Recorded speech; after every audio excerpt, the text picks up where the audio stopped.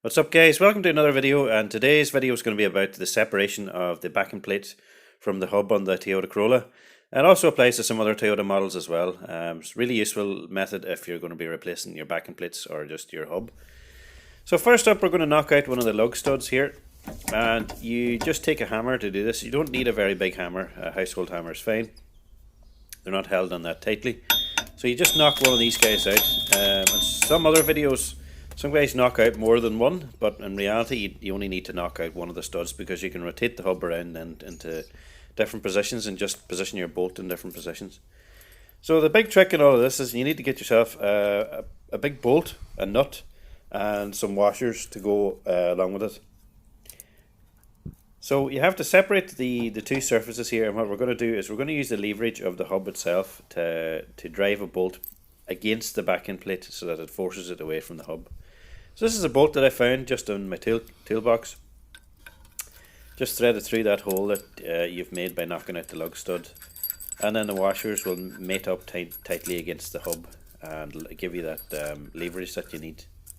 So as you can see, I've just snugged up the nut and bolt here, and we're going to just use a ratchet now to tighten down on it.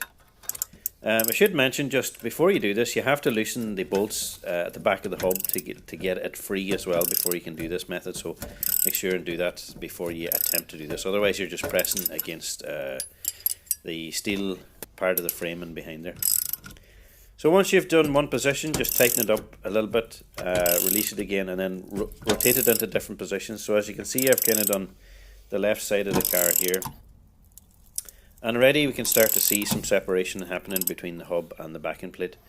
If you want to try and maintain, if you're trying to reuse the backing plate, I would recommend putting something in front of the bolt there, so something like a washer or whatever you have lying around, even a little small piece of steel or anything, just to take the rotational force and to stop it being applied directly to the backing plate. So again, we're just rotating into a different position now. We're done the 6 o'clock position, and once you do like 3 or 4 locations, you'll feel that it starts to loosen up quite a bit, and then it won't take as much force. The key thing in all of this as well is trying to find somewhere in the backing plate that isn't completely rusted out.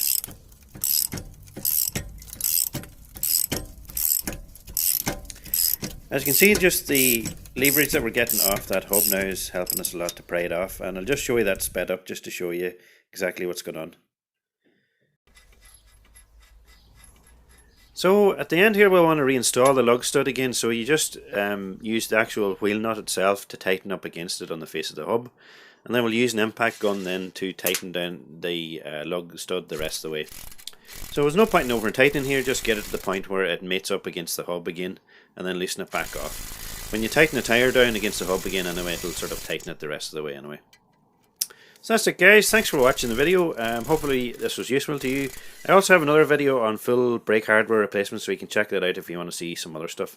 As always, hit like and subscribe, and thanks for watching.